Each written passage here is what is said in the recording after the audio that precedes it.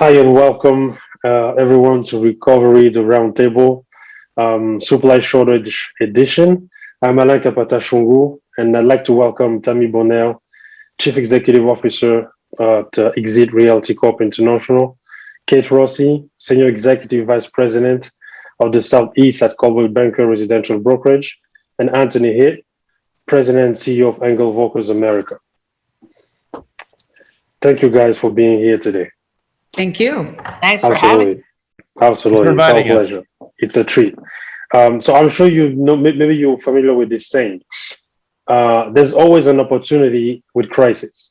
Just as it forces an individual to look inside himself, it forces a company to re-examine its policies and practices. This is Judy Smith, who is known for inspiring the Hitt series scandal. I don't know if you guys have ever followed that series, but I thought the sentence here was quite fitting. So to kind of get us started, what are you guys doing to help your agents understand the mindset of a potential sellers in the current inventory market that is quite tight? Well, I'll start. We teach all of our people, it's part of the language that we speak at our organization. We teach everybody personality profiles so they understand how to relate to somebody based on what their personality is like. But we also teach them to do a tremendous amount of homework on the person, not just the product. So that when they can relate to that person, they're talking to that person and personalizing the message really, truly in real time. We also provide webinars, techinars, live interactive, total immersion training, and on everything from literally the power of your subconscious mind and how you think and how others think, going towards emotional intelligence, because I think that's incredibly important in this emotional time, and then real practical street level understanding of this business as a whole. Yeah. Awesome. I think those are good points, Tami. I think right now what we're teaching our agents is to be more aggressive than ever before. Sellers are hesitant because they don't know where they're moving to, or it's just it's a crazy time, but they know if they're going to sell, now's the time, because it is such a seller's market. So what we're trying to do is teach our agents to be more proactive with the seller, engage the seller, not wait for the seller to call them, talk to any sellers that they think are out there that have second homes, that have a little more flexibility as to where they work, but be more aggressive. And if they are right now, a seller will appreciate that more than anything else, because it's really a seller's market. So that's what we're encouraging our agents to do. I agree with everything Kate and Tami have said, and to the point of being more aggressive. I think a lot of over the last years, maybe we have become a little more passive, and whether that's aggressive or just being more proactive in those exercises to find those sellers, and also again being prepared to actually speak to sellers about the current market conditions, about the fact that we are where we are and the opportunities that creates, but also help settle some of the concerns they have because of where they're going to go and how they're going to do. Obviously, we also do webinars. Our academy has a lot of courseware that we've actually created specifically over the last few months for this time in our history. The only thing I'd really add is we do a lot with data. Engel and Volkers intelligence is something we've been working on a lot for the last 5 years, and using our proprietary database, we've actually been able to create some really interesting tools that our advisors, as we call them, can have when they're out there speaking with sellers, to show them that it's not just a sales tactic. It's not just hearsay. There's actually some data to back up what we're saying. That being said, I want to also kind of double down on what Kate said. It's sales. It's good old-fashioned sales, and making sure that all of our advisors have those, know how to close, know how to find objectives, and then making sure they have the education so they can respond to those objectives. That is awesome. Speaking of concern, Anthony, you kind of touched on it a little bit. So what do you think is holding potential sellers back from listing their homes in this market? And what are you doing to actually resolve some of the concerns that they have about selling? I'll go first because I think might be an easier one, but I'm sure I'll find out there's even better answers. But I'm just going to say I'm going to start with, it's sellers being convinced to sell when they don't need to sell or they don't need to move. is always a challenge, and that's something that a good advisor is always dealing with, and so that's one place you have to start. But ultimately, it is about reassuring them that there is an opportunity, and that is education on how we can help them get to where it is they need to be. Again, if you're in a have-to situation, they're going to have to go there anyway. We have to then be able to explain to them why we can help them get where they need to be on time with the least amount of stress and anxiety attached to that. If it's something that's just kind of floating around in their mind as a possibility or a dream that they're not totally sure that they can fulfill at this time, then I think it is a little bit more of explaining to them that this is a good seller's market. This is a great seller's market. And there are some real opportunities, and help coaching them through that exercise. But it's about education. It's about data. It's about, telling them what they need to know, and still back to closing. A lot of times people, they do want that aggressiveness. And I think Kate's right on that. People, they want us to be, they want to see that we're aggressive in the marketplace, that we're proactive in the marketplace, that we're experienced in the marketplace, that we're educated in the marketplace. Awesome. I think they have fear. Go ahead, Tami. I think that a lot of them have fear of where they're going, and what that contingency looks like. Are they going into another seller's market so that it's going to even out, or what are those circumstances? And that's different everywhere, depending on where you are in the, in the world. But I think that showing them what the options are, educating them on what the options are, and really being able to paint a picture for them. But more important than anything else is asking them effective questions that are relatable to them personally. If I'm a baby boomer or a civic, this might be most of the money I have towards retirement, might be the equity that I have in my property. And if I really want that opportunity to be able to retire, if somebody's asking me the right effective questions and I have the whole picture in front of me, now I can make a decision. And a lot of times when you can't make a decision, it's because you don't have enough information. Yes. And I think that makes a huge difference. So really knowing who that seller is, I think, is incredibly important. Asking really effective questions. Don't worry so much about nailing a presentation. The more you personalize it to the person in front of you, the better your chances. Awesome. And I agree. I think term, condition, and price, it's each seller's decision. But yes, there's a right price for every home, and there's a trigger for every seller. If they hear a price, and if an agent is able to achieve that price for them, they'll sell, whether they have a place to go or not. And what we're telling our agents is you've got to really, really broach people and say, what if I could get you X? Would you be interested in selling? Because right now we can't even price a home. I'll give you a little example. I teach a class all across my territory. I go from Maine through Florida is my territory. And I talk about talk to the seller, because each seller is an individual. But if you say to them, what would it take? What is it that your hot button would be? And let's try it. Because normally I would never overprice a property, but right now you can't gauge it. So I had one of my agents knock on my door in Florida. I have a home in Florida and one in Connecticut. And he said, boss lady, put your money where your mouth is. I have someone that wants your neighborhood. Would you sell for X? And I said, for X? Yeah, I'm packing, but I'm not interested in selling. He brought the buyer over.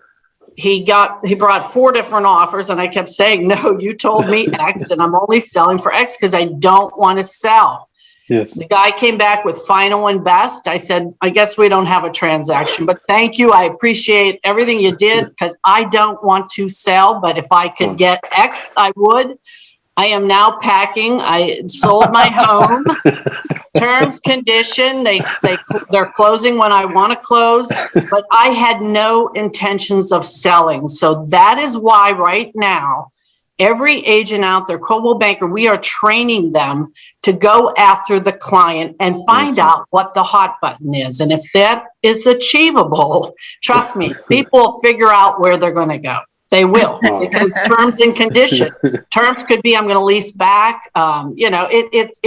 There is so much negotiating room right now, because if a buyer truly wants to buy a property, the two can figure it out. And that's where the skill of an agent, where FSBOs and that sort of thing, they don't have that gift of an agent that knows how to negotiate a transaction. So I think that's great advice. And I think it's something that every agent, no matter what brand you're with, should hear, and they should be able to tell that story to sellers, because we're in a storytelling business. That's the kind of, and there's a lot of stories just like that story out there. I think that's something else that I just to underscore what Tami said, though, because it is about a lot of times, even if you get X, if you're going to be homeless, then you still got the issue. And so there's still that concern of now, where am I going to go? And I think that's also why it's so important that you connect with an advisor who is part of a network like this, because now you have the opportunity to get the data from that other market. So you can actually say, in that market, here's what's happening. Where you want to be, this is what's happening. And by the way, we have someone in that market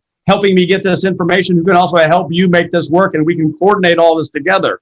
And that's something that when you're part of a brand like the three that are being represented today, that's a power that you have. And if you have it and you're not utilizing it, shame on you. Wow, that is awesome. So empowering your teams, what some of the tools that you are giving your real estate agents to work with potential sellers to get listings, whether it's I buy, I trade, what are some of the things that you are giving your agents, empowering them to be able to do that?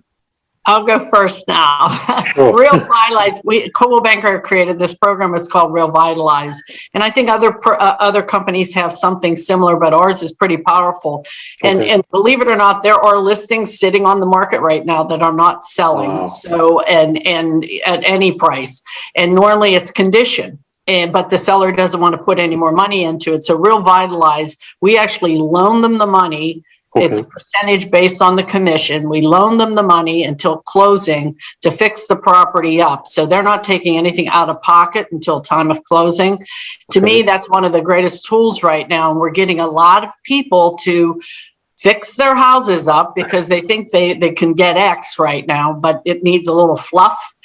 And so that's one of the greatest tools. I think we have a program in some of our areas that are comparable to the iBuyer. We're testing it right now, but that hasn't been utilized as much as the Real Vitalize tool.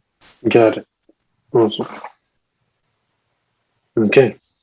I think the same thing, we're using something very similar, and because it is usually condition that's making it so that property isn't selling. And yes. So that gives them that information. And I think, providing as much data as you can possibly provide for somebody so that they know what their options are. Awesome.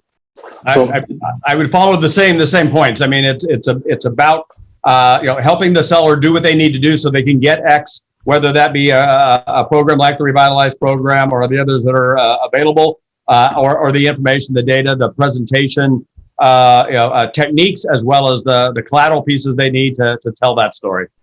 Absolutely. Listing presentation, I feel like it's even more important now than it's ever been.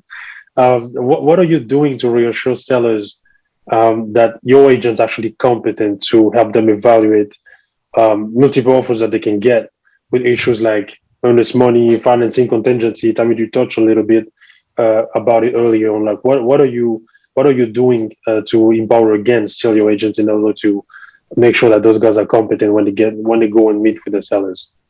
We do webinars and techinars in real time. So we're providing them, and they're recorded so that they can literally go back in and replay it again right before they go. Awesome. But most of the offices are actually utilizing it so that they have everybody together in a real sales meeting. Okay. And so that they're all being able to share real actual stories of what's going on right here, present tense, because I think the more current tense it is, the better. And we have, so not only are we doing the webinars, but we have a call every single Thursday, and they actually bring their actual issues to the table. Yeah. And so, hey, here's what I'm facing right now. And it educates every single person that's on that line. And it's, they can see people, so they can, it's through Zoom, so they can see people and they can feel it. I think that it's incredibly important for them to have the competence. They need to make sure that they give them the information. They need to demonstrate that they have selling skills. They need to demonstrate they have negotiating ability, and they need to demonstrate that they're aware of every opportunity that's out there. If you have a consumer that's looking up something that you're not aware of, you're in trouble. Absolutely. That is awesome.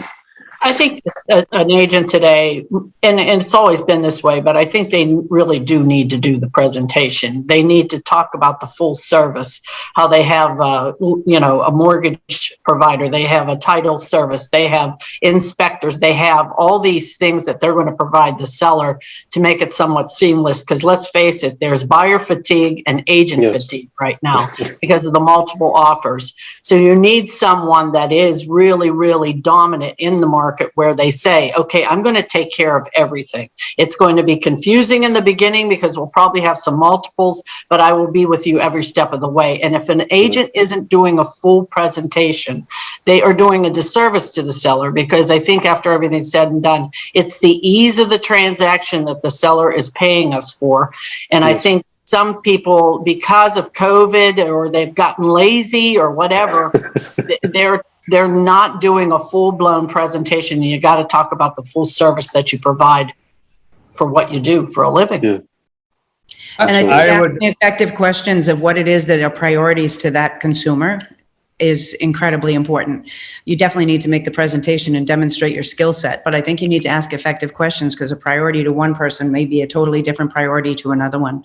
And I think you have to be really honest about what it is that is out there, so that they're not blindsided by anything. Look, I've got your back and I'm going to be with you every step of the way, but I just want you to be aware of what is out there, because I don't think sellers want to face it on their own. And the simplest thing out of it, I think, out of anything, is showing them the National Association of Realtors statistic of how much less a house sells when it's for sale by owner compared to when a professional sells it, because it's such a dramatic stretch, and it's a much larger gap than a commission gap. We have a listing presentation that our brand uses globally. And it's a incredibly successful presentation. The data we have on it, the people who actually use it are running about 75% conversion rate, which is very, very high. It is very different than the norm, or what a lot of us have our version of a presentation book and all of the pieces that we bring along to a presentation. And one of the reasons it is so successful, I'd like to say it's because it's got an Engel and Volkers logo on it. Or that we've done something really fancy to make it pretty in a way that people, and maybe that's certainly part of it, but it's because you can't just go in and do it off the cuff. It requires you as an advisor to do the research and to do the homework and to have all the pieces you need to have going into it. You can't do this presentation. I was an agent for a long time, and I will admit, like many, a lot of times I grabbed the briefcase and it had all the stuff in it, and I would go in and I would get through the presentation and I would get the listing most of the time because I'd done enough, and that worked for me. But that's not the best way to do it. I would not recommend doing what I did in that situation. But having a presentation that doesn't kind of force you to do that, and I'm totally with both all the other panelists, that you need to go through that entire presentation. There's a reason all those pieces exist, and it's not only to educate the seller on about the market and all the resources, but also in your ability to present, to negotiate, to show them that you have the knowledge that you need. You're the expert in that particular market. I think then you have to go back, though, because as a brand and as a broker, I think it's incredibly important that you make sure that the people that you're sending out with these tools are trained and they are the experts. I think in this industry, it's too easy to just say, we've got a lot of warm bodies and here's the tools and go get them. And ultimately, I think that's why some brands don't have the power or the cash that they used to have, because they do just let anyone go out and use that business card. And I think that's a huge mistake that our industry has made over the years. And so it is about, and I know the ladies on this call agree, that if you want the client to trust you, if you want the client to work with you, you have to give them a reason to trust you and to work with you. And it's not just grabbing the briefcase and heading out the door and doing your best and hoping that your charming personality gets the listing. It's way too competitive out there. And if you're not doing that, someone from one of these operations is, and we're going to get the listing. Absolutely. Can I just add, it's the biggest investment most people will ever have in a lifetime. And just to wing it, it is such a disservice to the consumer. And I love listings. I teach listing classes constantly, the presentation, because you should never read to somebody. You should really understand the presentation and present.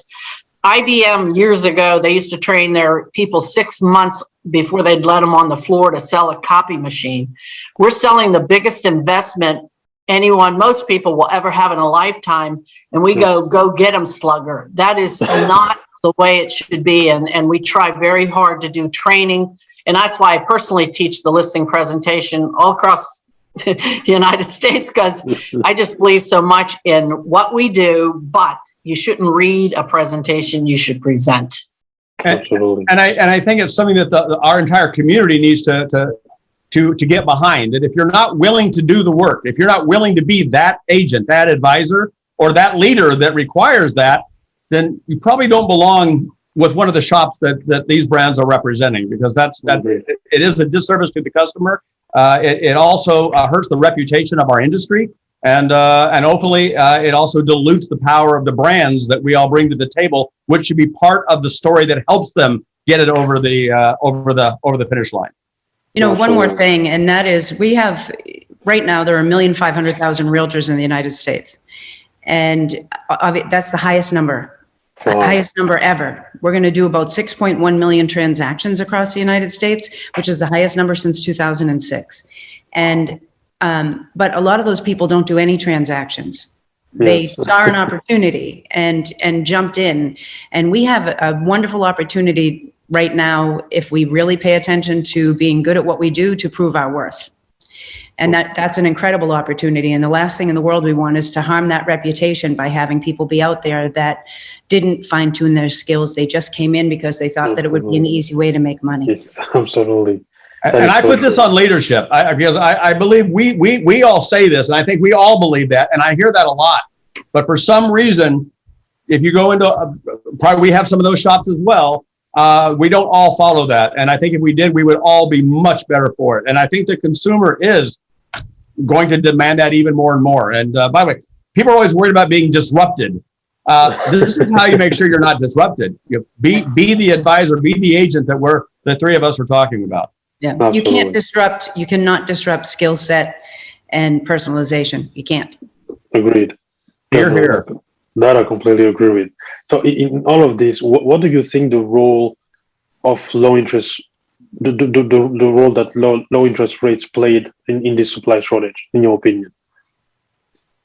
Well, I think it always plays a role, but even when the interest rates, when the mortgage business had tanked, everything was tanking and the interest rates were still low and jobs weren't abundant, it didn't matter. So it's supply and demand.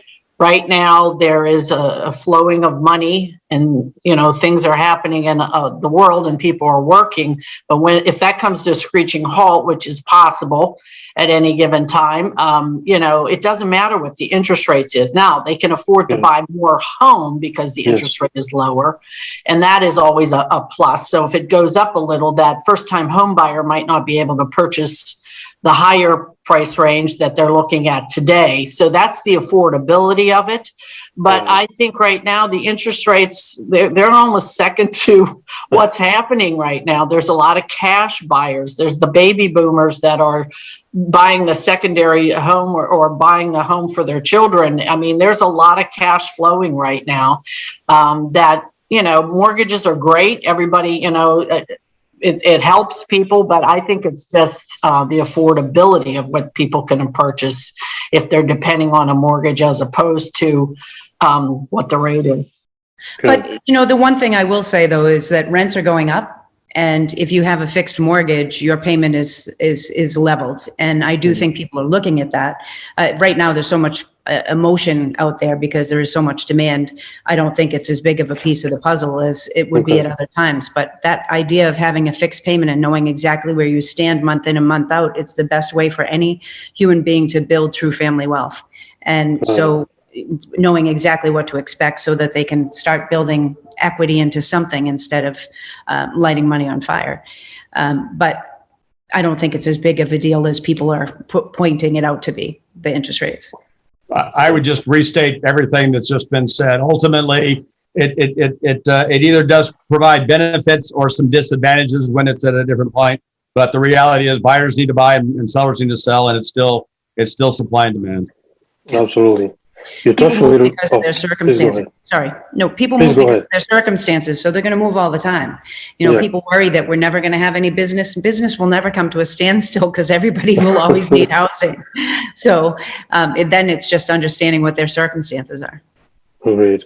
You touched a little bit on it earlier on, Tami, about the value and demonstrating value. So in terms where homes are staying pretty much just a few days on the market and receiving multiple offers in certain markets, like how are agents able to demonstrate the value to potential sellers? Like what can they do to demonstrate that value to those sellers? I have found that good. Oh, I'm sorry. Go ahead. I apologize. Go ahead. No, I think we addressed an awful lot of that in the conversation that we've had so far, but it really is about educating the consumer so that they don't want the hassle, and they're going to be all confused on what they should accept, because it can be confusing. The contracts can be confusing, the offers can be confusing, what is out there for options and opportunities can be confusing, so that picking out what's the best for them, I think the more you educate them on really what you're going to be doing, the more proactive you are, the more thorough you are in making a presentation so that they really do see that you know what you're doing. And I think going back to the stats, when you can go back to the stats and show that people did for sale by owners, and that it's so far, that gap is so far, but you have to be a consummate professional when you walk in that door, and you have to be literally understanding exactly what's going on in real time. I have found that an advisor who knows how to demonstrate their value in any transaction is certainly able to demonstrate their value here as well. A multiple offer situation is an opportunity for the seller. It's not a foregone conclusion that you're going to get the highest possible price just because you have more than one buyer who's interested in your property. There's still a lot of strategy that comes in to creating a multiple offer situation. And not only looking at just the price, but all of the terms, as Kate was saying a minute ago, and having data to back that up, so you can be that trusted advisor, so you can give the seller the information, so you can help create the market, and then also help leverage that market so they do benefit from it. And then ultimately it comes down to, is what you're paying me going to provide enough value that the services I'm going to provide will do better for you than someone else, or trying to go it on your own? And the data is there. The data is there. The data is there. And I think it's not about what you gross, it's about what you net, right? And so that it's not what they give us, it's what they're taking back. And I think having that perspective is really important. Sorry, go ahead, Kate. No, I was going to say pretty much what you said, Tami. I used to say 100 years ago when I sold, 39 years ago when I started, I will honestly tell you, I used to say to a seller, what do you care what you pay me if I get you what you want? And I also think just because you get a contract, that transaction is not over. In fact, the emotion that is involved between the home inspection, the appraisals, what everything else is. So just because we get them a contract, it does not mean their job is over. You have to take them into closing. And so I think sometimes, the seller, when I sold properties really fast, they used to say, well, you didn't do anything. And I'd say, well, did you want me just to list your house, or didn't you hire me to sell it? So that's what I did, and this is what we're going to do to complete the transaction. But today, it isn't just about getting a contract and it's holding that transaction together so that the seller can get where they want to go and the buyer achieves what they want. And that's where the fallacy comes in. We're not just about sticking a sign in the yard and an ad in the paper. It's the whole transaction from beginning to close. Absolutely. Wow. So in times where new home builders may feel they may not need to work with a listing agent, this is something that is happening a lot in Europe, to give you guys an example, especially in large cities like Paris or London, where I spent a little bit of time. So what are you doing to get representation with builders? How is that situation going over in the US? Well, for us, a lot of that is starting and being there at the very beginning and working with the developer. Engel and Volkers Global Development Services is something that helps us be there when the land is being acquired, when the product is being created, when the marketing is being put together. And so for us, it's about being there at the very beginning to make sure we're at the table when the properties are being sold.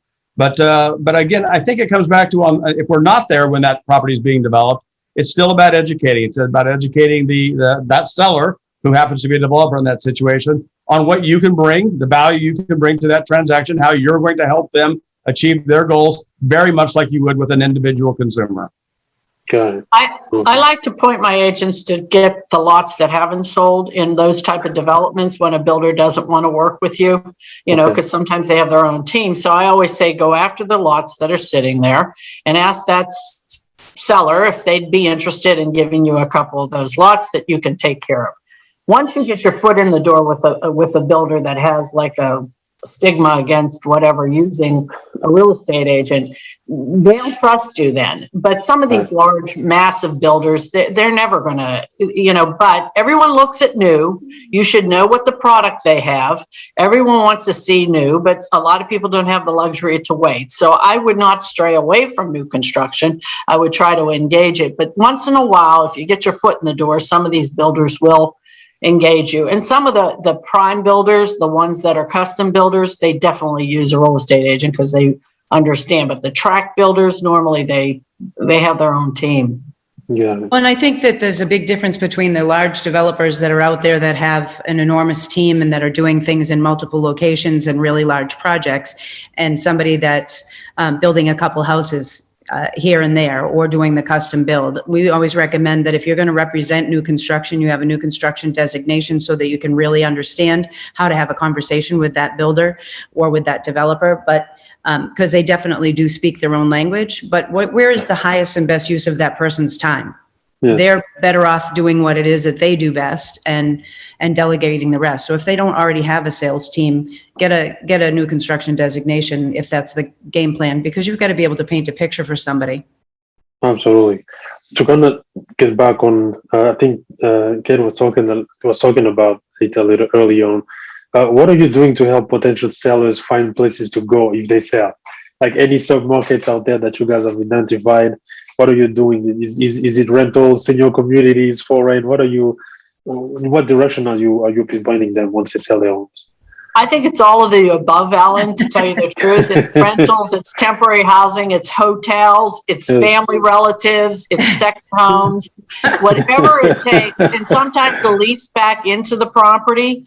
Like I said, terms and conditions sometimes. If that buyer really they wanted my property 2 months ago. I said, I cannot possibly be out until the end of August. So it's terms and condition. And like I said, if the buyer really, really wants the property and the seller got their price, they'll figure it out. You give them a couple months, they'll be able to figure it out. Something will come up. But it's all of the above. I think you need to check all of the above. Well, and you really need to know what your options are. Yes. That real estate agent needs to know what the options are, or is there extended stay opportunities around where you are? Are they going to be couch surfing? What is going to be the circumstances, and really have those serious conversations. We have an awful lot of people that are doing a new construction, they're doing a new build, and they have little kids, and so they're hyperventilating about the idea of there being, and with construction especially, it's taking so much longer for the properties to be built. There's been a shortage of inventory of even everything that's going into building the house. And so we know that everybody with projects is running behind, and it's just, controlled chaos out there. So I think it's really important to paint the picture up front. But if they want it bad enough, exactly what Kate said, if they want it bad enough, they'll figure out a way. But I think it's really important for us to be the solution and be a resource for them and share with them options, because then even if they know the options, I've seen a lot of people that have moved in with family that didn't last. Everybody's good for about 3 days, right? Absolutely. So giving them another solution is a good idea. And I would just reiterate that something that Tami said earlier. It's asking questions. You've got to understand what that consumer is looking for. What is it they're willing to do? Are they comfortable with these types of options? Are they not comfortable with those types of options? If you don't know what it is they want, it's very hard to give them or show them options that will fit their needs. So ask really good questions. That's good advice for anyone in this business. Absolutely. Within your respective agencies, have you been able to identify submarkets for your buyers where inventory is not as tight as in, let's say, large cities? To give you guys an example, in Paris, there's literally almost no inventory. But when you get down south, whether it's Lyon or Marseille, you instantly kind of have a little bit more inventory. So I was wondering if you guys have been able to pinpoint as well your buyers into some of those markets that are not as tight as large cities. I think this is, go ahead, Tami. Right. No, this is where data comes in. I'm assuming that's what you were going to say. You and I are going to the same place. Yeah. Having that network, having access to that, having that network, having access to that data, asking the right questions, because just because I think Paris is impossible to get in, If that's where you want to live and that's where you want to work, I can give you all the data, but Paris is where you want to be. On the other hand, if it's a certain type of lifestyle in France that you want, then my data can come in and say, look at some other options that might give you what you want. But ultimately, buyers want to buy where they want to be. And if you're not able to do that, all the data in the world, all the targeting you to a particular part of the world may not do that. But it's nice to have those options, to be able to present those options. But back to asking good questions. Yeah. And going back to even asking good questions, a lot of these people are able to satellite from home.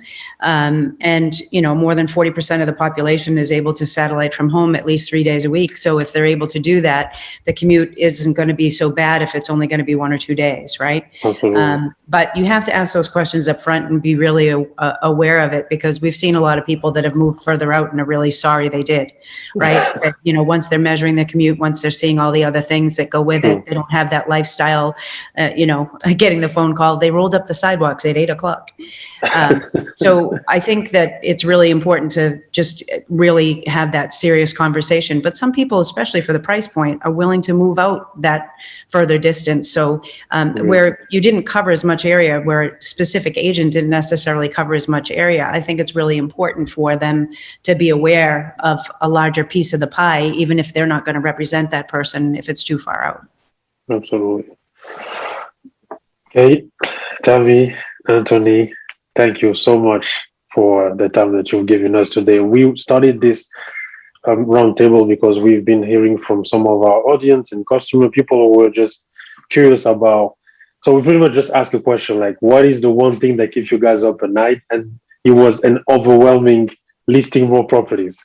And we just started with this idea of, okay, maybe we just need to ask around and see like what people like yourself are doing on this topic, so that we can hopefully empower those guys as well, and that could maybe encourage them. So I really appreciate you for making the time this morning to be able to chat with us, and this was a terrific roundtable, and I really appreciate your time. Thank you so much for having us. Absolutely, Kate, my pleasure. Thanks, Anthony. Thanks, Tami. Have a good day ahead. Bye-bye. Thank you very much.